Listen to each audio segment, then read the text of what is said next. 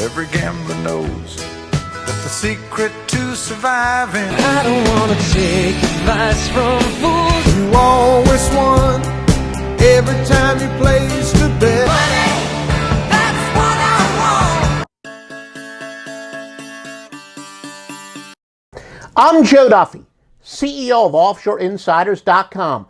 I'm going to do a betting preview on this report of the SEC Eastern Division. Now remember, what makes this different than other previews, we're not worried about who's finishing in first or second, last place. We're worried about how teams are going to do relative to their perception, both against the spread and as far as the over-under is concerned. Joe Duffy's Picks has an early bird special up right now. You've got this. You want to order this before the preseason begins. Joe Duffy's Picks, you can get every single football play, college and pro, preseason through the Super Bowl for just $1,499. You will not get a better price than that.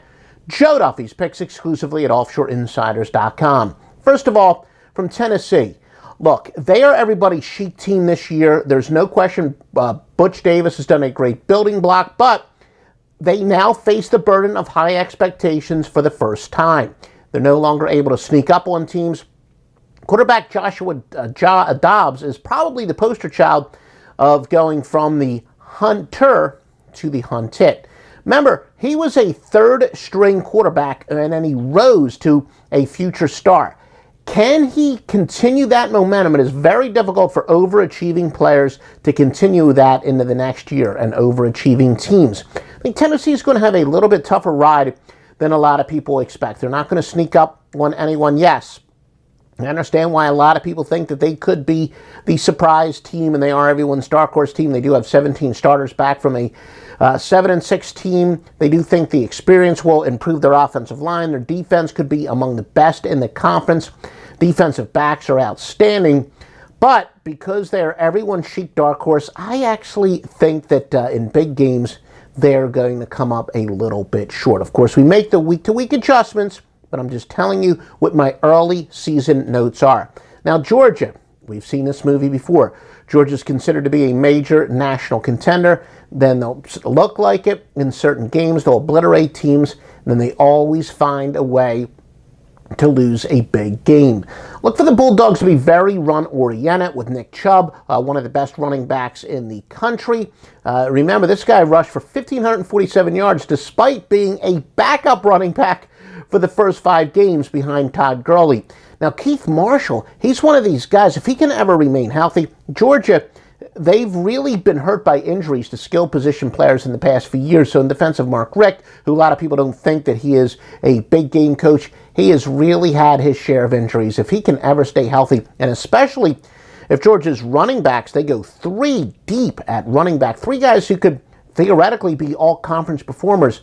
They could have a great deep running game. They have 4 starters back on the offensive line. Now, Malcolm Mitchell, can he be healthy? Talk about injury plagued. Wide receiver, stud wide receiver, but a guy who cannot remain healthy.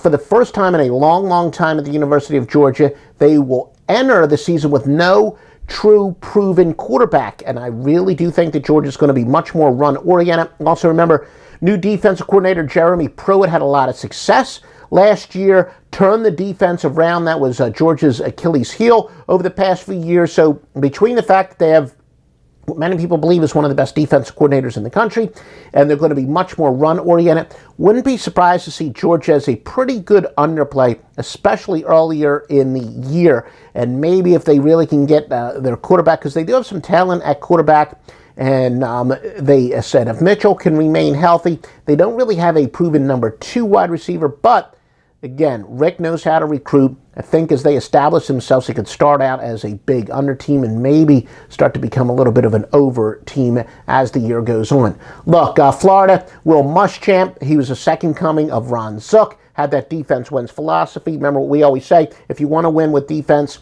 you better have a great offense. And like Ron Zook, Will Muschamp, he has a spectacular defense, doesn't win in the SEC if you can't move the ball and you have a terrible offense. So Florida addition by subtraction, Muschamp, a great defensive mind, not a very good coach. They're weak, though, and thin on the offensive line. Their talent is great on defense. The ghost of Muschamp will still be there. They're very strong in the secondary. They do have some holes in the front seven. So you got to keep in mind, certain teams, they like to go with their own strength. Other teams like to attack weakness. I think teams that have the ability to attack Florida's weakness on the front seven will have some success. It's going to be kind of tough to get a handle on where the over-under is, but I think the coaching upgrade enough, even though Florida appears to not have a ton of talent on the offensive side, their talent still is on the defensive side. The coaching improvement means that Florida is going to be a surprise on offense, and I do think the Gators are going to return to form. They will likely be a pretty good spread team this year. Missouri, they were the surprise of the conference each of the last 2 years. In some respects, they kind of had that advantage going to the SEC, which was steeped in tradition, kind of being a one-way rival, where a lot of teams couldn't just build up that intensity against Missouri the way Missouri could against the rest of the conference. It was almost like Missouri was playing a conference game and their opponents were playing a non-conference game. But I think that Missouri, there's enormous success and shocking success they had the last 2 years. Going to use that term again. They are finally going to go from the hunter to the hunted. I think a lot of people thought 2 years ago was a fluke. I'll admit, I'm wrong. I'm right a lot more than I am wrong, but I was wrong about them. But I do think yet again, I'm going to say, just like I said last year and this year, it is going to be right.